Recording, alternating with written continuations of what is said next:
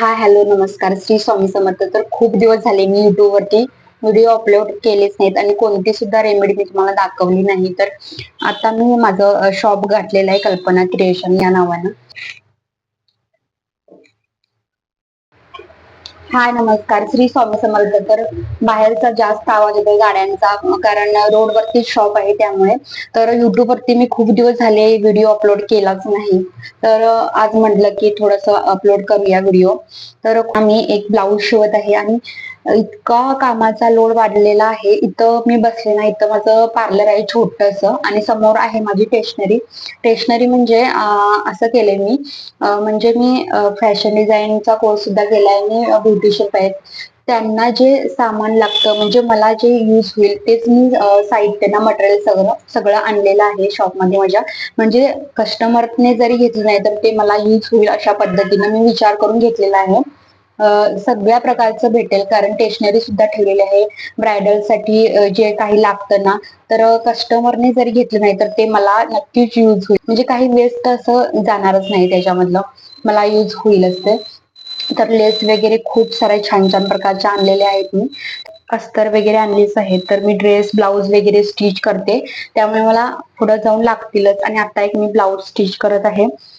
तर आता पाडवा आलेला आहे आणि कस्टमरचे ब्लाऊज सुद्धा खूप आलेले आहेत. कामाचा लोड खूप वाढलेला आहे. पार्लर मध्ये सुद्धा बघावं लागतं, कारण पार्लरचे कस्टमर सुद्धा येत आहेत आणि समोर स्टेशनरी असल्यामुळे तिथं सुद्धा मला टाइम द्यावा लागत आहे. आणि तिकडचे कस्टमर नसले तरी मी इथं, दोन्हीकडचे जरी कस्टमर नसले पार्लर मधले आणि स्टेशनरी मधले, तरी मी इथं माझं मी ब्लाऊज ड्रेस वगैरे स्टिच करू शकते.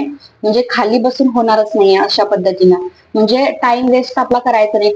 खूप छान म्हणजे वाटते की स्वतःच काहीतरी केलं. तर मला जसा टाइम मिळेल ना तसं मी युट्यूब वरती व्हिडिओ टाकण्याचा नक्कीच प्रयत्न करेन. कारण आता सध्या एडिटिंग वगैरे करणं म्हणजे खूप कठीण काम असतं, त्याला थोडा तरी टाइम द्यावाच लागतो.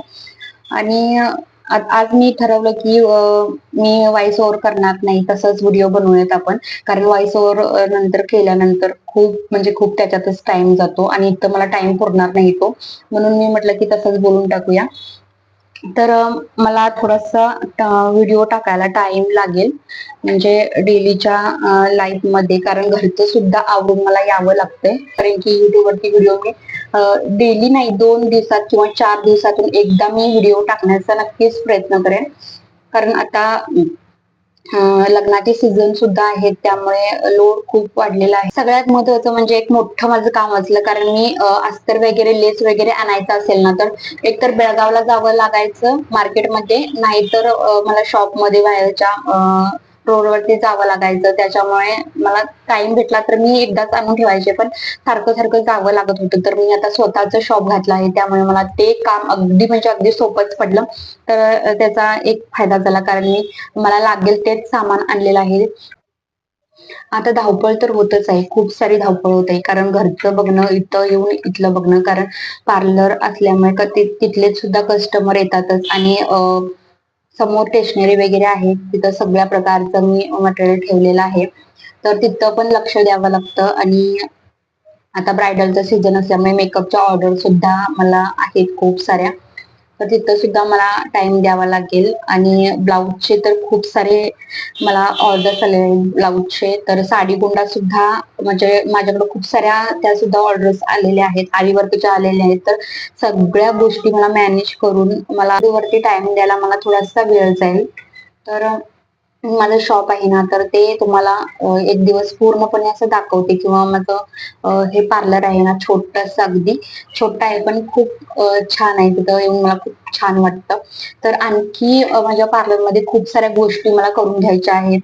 फर्निचर वगैरे ते सध्या मी तसंच ठेवलेलं आहे, कारण थोडस मला इथं बघायचं होतं. म्हणजे थोड्या गोष्टी, कसे कस्टमर येत आहेत आपल्याकडे, इथं कसं चालतं ते बघून मी इथं फर्निचरचं वगैरे काम चालू करणार आहे. अगदी मला 3-4 महिन्यानंतर मी ते करेनच आणि तुम्हाला तो व्हिडिओ दाखवेन. मी फर्निचर वगैरे करून घेतलं तर पार्लर माझं असं मला छान बनवायचं आहे. माझं पार्लर म्हणजे तिथं छान असं करायचं. छोटाच जागा आहे, म्हणजे इथं 2 पार्टिशन मी पाडलेले आहेत. एक समोर मटेरियल ठेवलेलं आहे, मटेरियल असू दे किंवा प्रोडक्ट असू दे.